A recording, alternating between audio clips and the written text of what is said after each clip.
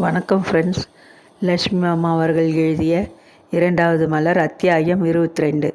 சாப்பாட்டறையில் வந்து அமர்ந்த வசுந்தராவிடம் வழக்கமான மிடுக்கு காணப்படவில்லை. வீட்டுக்குள் வந்தவள் பரபரப்புடன் குளியலை முடித்து கொண்டு வெகு நேரம் பூஜை அறையில் அமர்ந்திருந்ததை குப்புசாமி கவனித்தார். முகம் சோர்ந்து கண்கள் இடுங்கி கவலையை உருவாக்கி விட்டவளை பார்க்க அவருக்கு அதிசயமாகத்தான் இருந்தது. அவள் முகத்தில் அப்பி நின்ற துயரத்திற்கும் கண்கள் பிரதிபலித்த கலவரத்திற்கும் அவருக்கு காரணம் விளங்கவில்லை. ஒன்றை மட்டும் அவர் நன்றாக உணர்ந்து கொண்டிருந்தார். வசுந்தரா தனது நிறுவன சம்பந்தப்பட்ட சிக்கல்கள் எதையாவது சிந்தித்து கவலையில் மூழ்கி விட்டிருந்தால் வழக்கமாக அவளிடம் காணப்படும் ஆர்ப்பாட்டங்கள் அடங்கி போய்விடும். குரல் தணிந்து பார்வையில் கடுமை மறைந்து அவள் மிகவும் சாதுவாக தென்படுவாள். உண்மையில் அவள் ஒரு சராசரி பெண்தான். பணத்திமரும் பதவி என்கிற அகம்பாகவும் அவளது மென்மையான பெண்மையை சீரழித்து போலித்தனமானதொரு மிடுக்கையும் கர்வத்தையும் தோற்றுவித்திருந்தன. எப்பொழுதாவது சில சமயங்களில் அவளது அகம்பாவம் குலைந்து போலியான மிடுக்கு மறைந்து வேஷம் கலைந்து அவள் முயற்சி மிக்கவளாக தென்படுவதுண்டு. வழக்கம் போல அவள் நிமிர்ந்து அவரை கடுமையாக பார்க்கவில்லை. வேண்டுமென்றே அதிகமாக ஒரு சப்பாத்தியை அவள் தட்டில் போட்டதற்கு அவள் கோபம் கொள்ளவில்லை. எனக்கு பசியே இல்லை என்று முணுமுணுத்துவிட்டு தனக்கு வேண்டாத உணவை ஒதுக்கியபடி அவள் எழுந்துவிட்டாள். கைகளை கழுவிக்கொண்டு அவள் முன்னறையில் உட்கார்ந்து பத்திரிகை படிக்கவில்லை. தொலைக்காட்சி பெட்டியில் செய்திகளை கேட்கவில்லை. எனக்கு உடம்பு ரொம்ப சோர்வாயிருக்கு, நான் போய் தூங்க போகிறேன் என பொதுவாக கூறிவிட்டு மாடிப்படிகளில் மெல்ல ஏறினாள். ஏன் பாப்பா, அலுவலகத்தில் ஏதாச்சும் தகராறு நடந்ததா? குப்புசாமி மெல்ல கேட்டார். ஒன்றுமில்லையே, உங்களுக்கு தெரியாதா தாத்தா? அம்மாவின் மூடுகளில் இது ஒன்று. சூழ் கொட்டிவிட்டு சம்யுக்தா எழுந்து முன்னறைக்கு போய் அமர்ந்து கொண்டாள். தன் அறையை அடைந்த வசுந்தரா விளக்கை போட்டுவிட்டு கதவை தாழிட்டு கொண்டாள். பார்வையை கண்ணீர் மறைத்தது. அன்று மாலை அவளுக்கு ஏற்பட்ட அதிர்ச்சியும் அவமானமும் நெஞ்சை வலுவாக இன்னமும் அமுக்கிக் கொண்டிருந்தன. பார்வதி எலக்ட்ரிக்கல்ஸ் என்னும் பெரிய நிறுவனத்தின் தலைவி, கோடிக்கணக்கான சொத்துக்கு அதிபதி, பெரிய தொழிற்சாலையை சாமர்த்தியமாக நடத்துகின்ற புத்திசாலி என்று பணக்கார புள்ளிகள் நடுவே தனக்கு பெருத்த மதிப்பு இருக்கிறது என நம்பிக்கொண்டிருந்தவளுக்கு எத்தனை பெரிய அதிர்ச்சி! மேல்மட்டவாசிகள் சிலருக்கு அவள் கணவனால் கைவிடப்பட்டவளாக அல்லவா காட்சியளிக்கிறாள். அவமான உணர்வில் உடல் அனலாக எரிந்தது. விளக்கை அணைத்துவிட்டு படுக்கையில் சாய்ந்து கொண்டாள். பார்த்த படக்காட்சியை மீண்டும் வீடியோவில் போட்டு பார்ப்பது போல அன்று மாலை அவளது சிந்தனையில் புரண்ட கடந்து போன சம்பவங்கள் மீண்டும் கோர்வையாக தொடர்ந்தன. அப்பொழுது அவளுக்கு சம்யுக்தாவின் வயது இருக்கும். கல்லூரியில் பிஏ பட்டம் பெற்றுவிட்ட பெருமை. அவளும் பெற்றோருக்கு ஒரே மகள். அப்பா சேனாதிபதியின் வியாபாரம் ஓஹோ என்று இருந்த காலம். பிள்ளை இல்லாவிட்டால் என்ன? பெண்ணுக்கு தக்க பயிற்சி அளித்து தமக்கு பின் அந்த வியாபாரத்தை அவள் தொடர்ந்து நடத்த வேண்டும் என்று சேனாதிபதி விரும்பினார். பட்டதாரியான சில நாட்களுக்கு பின்னர் மகளை தமது வியாபார நிறுவனத்திற்கு கூட அழைத்து செல்ல தொடங்கினார். கல்யாணத்திற்கு நிற்கிற பெண்ணை கண்ட இடத்துக்கெல்லாம் ஏன் கூட்டிக்கிட்டு போகிறீங்க? அம்மா பொறுமினாள். அது கண்ட இடமில்லை, அவள் வருங்காலத்திலே நடத்த போகிற வியாபார நிறுவனம்.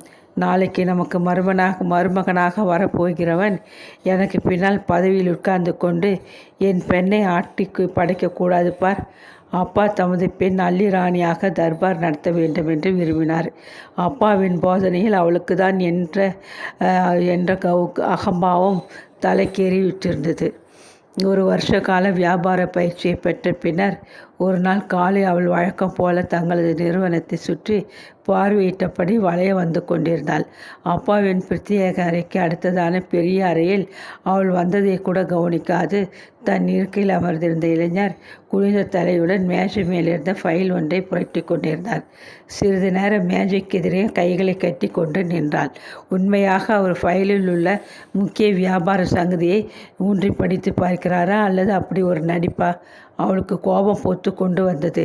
மிஸ்டர், உங்களைத்தானே, நான் நிற்கிறது கண் தெரியலை? அதட்டினாள். எனக்கு வேலை இருக்கு, என்ன வேணும்?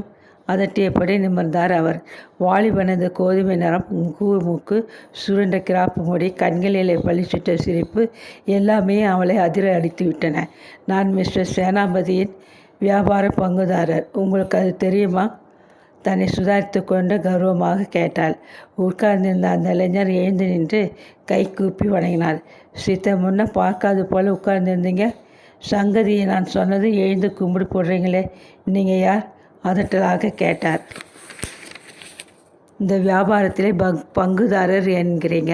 மிஸ்டர் சேனாபதி என்னை இன்றிலிருந்து வேலைக்கு அமர்த்தியிருப்பது கூட உங்களுக்கு தெரியவில்லையா? உங்களுக்கு நான் கும்பிடு போடவில்லை. இந்த நிறுவனத்தின் மற்றொரு பங்குதாரர் என்கிற உங்கள் பதவிக்கு கும்பிடி போட்டேன்.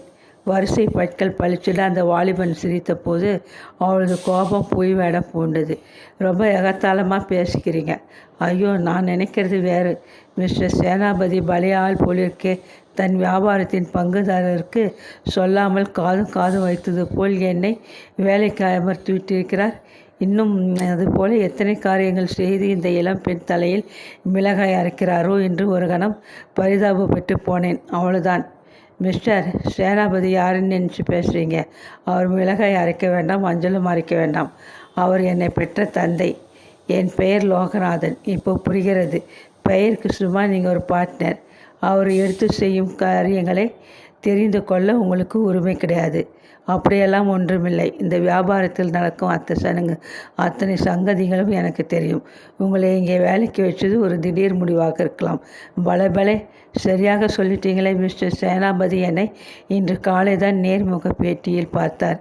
உடனே வேலைக்கு ஆர்டர் கொடுத்துட்டார். நான் வேலையில் சேர்ந்து 1/2 மணி நேரம் கூட ஆகலை. அதற்குள் இந்த வியாபாரத்தில் மற்றொரு பங்குதாரரான உங்களை சந்திக்க முடிந்தது என் பாக்கியம். சிரித்தார். வசுந்தரா கூட சிரித்து விட்டாள். அந்த வாலிபனின் தோற்றம், துணிச்சலான வேடிக்கை பேச்சு இரண்டும் அவளுக்கு எடுத்த எடுப்பிலே பிடித்து போயிற்று. அவருக்கும் அவளை ரொம்ப பிடித்து விட்டிருந்தது. அடுத்த நாட்களில் அவராக அவளது அலுவலக அறைக்குள் அடிக்கடி வியாபாரம் பற்றிய சந்தேகங்களை கேட்டு தெளிய வந்து போய்கொண்டிருந்தார். அவரை தான் கல்யாணம் செய்து கொள்வேன் என்று அடம் பிடித்தாள் அவள். அப்பா ஆத்திரப்பட்டார். குதித்தார். குறுக்கே நின்றார். என்ஜினியர் பட்டம் மட்டும் போதுமா? அவனது பேக்ரவுண்ட் என்ன தெரியுமா? மனுஷனுக்கு சொத்து மேலே வானம், கீழே பூமி. பெற்றவங்களை சின்ன வயசுலேயே எழுந்துட்டு பிள்ளையில்லா மாமன் கிட்டே கிராமத்திலே வளர்ந்த ஆளானவன். மாமன் மதுரைக்கு பக்கத்து மஞ்சங்குடி கிராமத்திலே உள்ளங்கை அளவு புஞ்சை நிலமும் ஓட்டு வீடும் சொத்தாக வச்சு கொண்டிருப்பவர். அவைகள் மேலேயும் ஏகப்பட்ட கடன். அவனை நான் மருமகனாக ஏற்றுக்கணும். கத்தினார். அப்பா காட்டு கத்தலாக சத்தம் போட்டார். ஆனால் அவளது பிடிவாதம் வெற்றி பெற்றது. லோகநாதன் மாப்பிள்ளை ஆனார். கொஞ்ச நாட்கள் இருவரும் மனமொத்த தம்பதியராக வாழ்ந்தனர். தான் என்ற அகம்பாவம் அவளது வாழ்க்கையில் அடிக்கடி குறுக்கிட்டு கோளாறு செய்தது. பிடிவாதத்தில் லோகநாதனும் குறைந்தவராக இருக்கவில்லை. இருவரது மன உணர்வுகளும் ஒத்து போகாது பிரிந்து போராட துவங்கின. காசு இல்லாதவர் அவர் என்று காலில் போட்டு மிதித்து துவைக்க பார்த்தாள் அவள். ஒரு புழுவுக்கு கூட தன்னை நசுக்கிறவனை திரும்பி எதிர்க்க தலையை தூக்கி பார்க்கும் சக்தி இருந்தபோது ரோஷமிக்க ஒரு ஆண் மகனுக்கு எதிர்க்க தெம்பு இருக்காதா?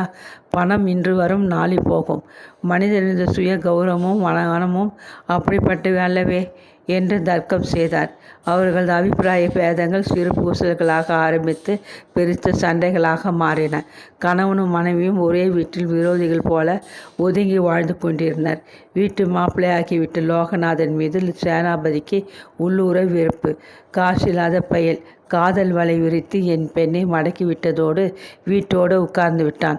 நான் பாடுபட்டு சம்பாதித்த பணத்தில் கிடைக்கும் சுகபோகங்களை மூக்குமுட்டு அனுபவிக்கிறான். அத்துடன் பொண்டாட்டி இழந்துவிட்ட இவனது ஏழை மாமன் வேறு வந்து அடிக்கடி டேரா போட்டு விடுகிறான். பட்டிக்காட்டு மனிதனுக்கு நாகரிக வாழ்க்கையை பற்றி என்ன தெரியும்? சாப்பிட்டு கழுவிய கைகளை ஜன்னல் திரையில் துடைக்கிறான். காட்டு மிராண்டி. புழுதி படிந்துள்ள கால்களை தூக்கி சோஃபா மீது வைத்து கொண்டு தூங்கிக்கிறான். இப்படிப்பட்ட ஒரு அநாகரிக சகதியில் காலை வச்சிருக்கோம். அடிக்கடி மருமகன் காதுபட புலம்பினார். அப்பாவின் வெறுப்பு மகளையும் தொத்தி கொண்டது. வாயை அடக்க மாட்டாது கணவனிடம் தருகிக்கும் போது சொல்லிவிட்டாள். கண்ணுக்கு இனியவன்னு கல்யாணம் செய்து கொண்டேன். கருத்துக்கு கையவன்னு யார் கண்டா? அப்படியா? ஏளனமாக சிரித்தாள் லோகநாதன். உங்கள் மாமா அடிக்கடி இங்கே வர்றதை என் அப்பா விரும்பலை. அப்படியா, நீ என்னோட புறப்பட, நாம் வெளியில் போய் தனி கொடுத்துன்னு வச்சுக்குவோம். இங்கே எனக்கு கிடைக்கிற வசதியெல்லாம் உங்கள் சம்பளத்தில் எனக்கு கிடைக்குமா? ராமன் இருக்கிற இடம் அயோத்தின்னு நீ என்னோட புறப்படணும். நான் சாப்பிடுகிற கஞ்சியோ கூழியோ நீ பங்கிட்டுக்கணும். அதுதானே மனைவி என்பவளின் கடமை. இந்த சீதை இருக்கும்போதுதான் மிதிலேன்னு நீங்கள் இங்கே தான் இருக்கணும். நான் என் பெற்றோர்களை விட்டு வெளியே வரமாட்டேன். அப்படித்தானே நம் கல்யாணத்தின் போது பேச்சு? ஆமாம், மாமனார் வீட்டு மாப்பிள்ளையாக இருக்க ஒப்புக்கொண்டேன். அவருடைய வீட்டு வாசல் மிதியடையாக இருக்க மறுக்கிறேன். இப்படி பல தர்க்கங்கள், விவாதங்கள் அவர்களிடையே அதிகமாகின. புக்ககத்து மாமாவுக்கு அரைக்குறையாக சங்கதி காதில் விழுந்தது. அவர் வீட்டுக்கு வரவே இல்லை. மனமொத்த தம்பதியராக இருந்தபோது அவர்களுக்கு பிறந்த சம்யுக்தா பெற்றோரிடம் ஏற்பட்டுள்ள மனத்தாங்களை புரிந்து கொள்ளாத குழந்தை பருவத்தில் இருந்தாள். கிராமத்திலே தங்கிவிட்ட மாமா ஒரு நாள் திடீரென்று மாரடைப்பில் மறைந்து போனார். கடமைக்காக அவள் மட்டும் கணவனுடன் கிராமத்திற்கு சென்று மாமாவின் காரியங்களை முடியும் வரை பற்களை கடித்து கொண்டு பொறுமையாக இருந்தாள். அதற்கு பின்னர் ஒரு நாள் அவள் தந்தை அவளை அழைத்து மிகவும் தாழ்ந்த குரலில் விசாரித்தார். உன் கணவனிடம் எல்லாம் கேட்டுப்பார். லோகநாதன் மட்டமான இந்த காரியத்தை செய்வான் நான் நினைக்கலை. என் அலுவலக அலமாரியில் நான் லாக்கரில் வச்சிருந்த 10,000 ரூபாயை காணலை.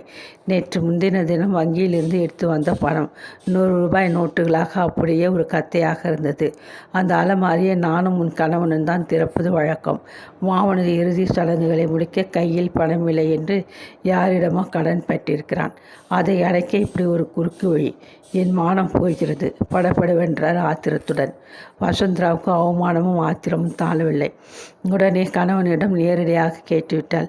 அப்பாவின் பீரோவிலிருந்து 10,000 ரூபாய் காணவில்லையாம். உன் அப்பா எனக்கு திட்டுப்பட்ட வச்சுட்டாரா? கேட்கறதுக்குள்ளே ஏன் இப்படி சீரணும்? என் நகைகளை உன்னை தரேன். அதை விற்று முதல்ல அந்த பணத்தை கொண்டு வந்து பீரோவில் வச்சுடுங்க. அப்போது நான் அதை எடுத்ததாக முடிவு செய்துட்டியா?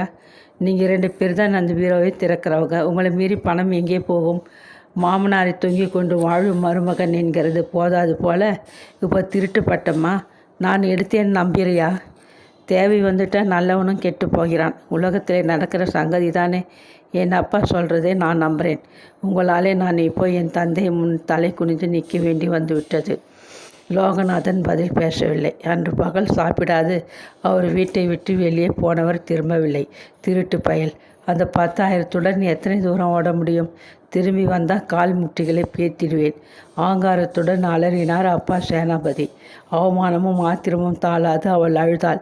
2 நாட்களுக்கு பின்னர் அப்பா அவளை தம் அறைக்கு வரும்படி அழைத்தார். கதவை சாத்திவிட்டு அவளை மேஜைக்கு அருகே கிடந்த நாட்காலியில் உட்கார சொல்லிவிட்டு வெள்ளிய குரலில் பேசினார். வசுந்தரா, உன்கிட்டே நான் மன்னிப்பு கேட்டுக்கிறேன். உன் அப்பாவை நீ கட்டாயம் மன்னிக்கணும். அந்த 10,000 ரூபாய்களை பற்றி நான் அவசரப்பட்டு பேசிவிட்டேன்.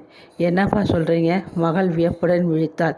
3 நாட்களுக்கு முன் நான் எழுதி கொடுத்ததொரு காசோலைக்கு ஈடு செய்ய அந்த பணத்தை நான் வேறு ஒரு வங்கியில் சேர்க்க வேண்டியிருந்தது. செயலாளர்கிட்டே நான் அதை கொடுத்து கட்ட சொன்னது சுத்தமாக மறந்து போச்சு. என்னை அப்படி பார்க்காதே. எனக்கு வயசாகிட்டதாலே ரொம்ப ஞாபகம் பருதி வந்துட்டுது. இன்றைக்கி காலையிலே நம்ம செயலாளர் பேச்சு நடுவே அதை பற்றி சொன்னபோது நான் திடுகிட்டு போனேன். வீணா உன் புருஷன் மேலே திட்டு குற்றத்தை சுமத்திட்டேன். வசுந்தரா கோபத்துடன் குமரி அழுதாள். அவன் வீடு திரும்பி வந்ததும் நானே மன்னிப்பு கேட்டுக்கிறேன்.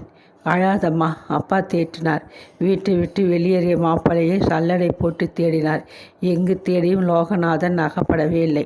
அன்று பிற்பகல் வெளியேறிய மனிதன் பின்னர் வீடு திரும்பவில்லை.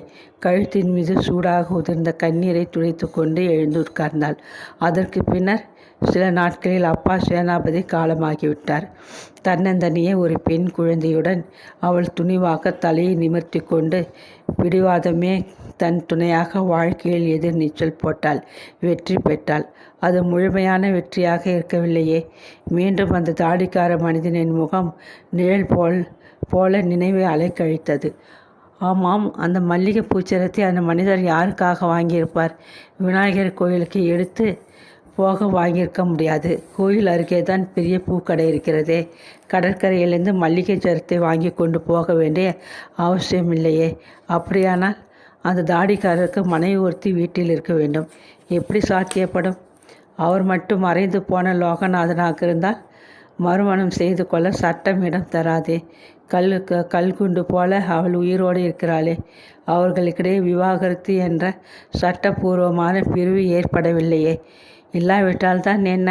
ஆணுக்கும் பெண்ணுக்கும் சமூகத்திலே தரப்படும் அந்தஸ்தில் வித்தியாசம் ஏராளமாக இருக்கிறதே.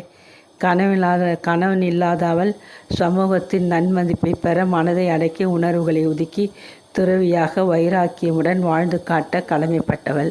லோகநாதன் கல்யாணம் என்ற பந்தமின்றி ஒரு பெண்ணுடன் மறுபடியும் வாழ்ந்தால் கூட யாரும் அவரை நிந்திக்க மாட்டார்கள். பாவம், அவர் என்ன செய்வார்? ஒரு தலைவலி கால்வலி என்றால் வீட்டில் ஒருத்தி இருக்கணுமே, பரிதாபப்பட்டு பேசுவார்கள். சமூகத்தில் ஆணுக்கும் பெண்ணுக்கும் வித்தியாசமான நியாயங்கள் வழங்கப்படுகின்றன. பற்களை கடித்தாள் கோபத்துடன். அப்படி மட்டும் இருந்தால் கைகளை மடக்கி கொண்டு தலையணையை ஓங்கி குத்தினாள். அவர்களது குடும்ப வக்கீல் கோதண்டத்தின் நினைவு மூளையில் பளிச்சிட தொலைபேசி எண்களை பரபரப்புடன் சுழற்றினாள்.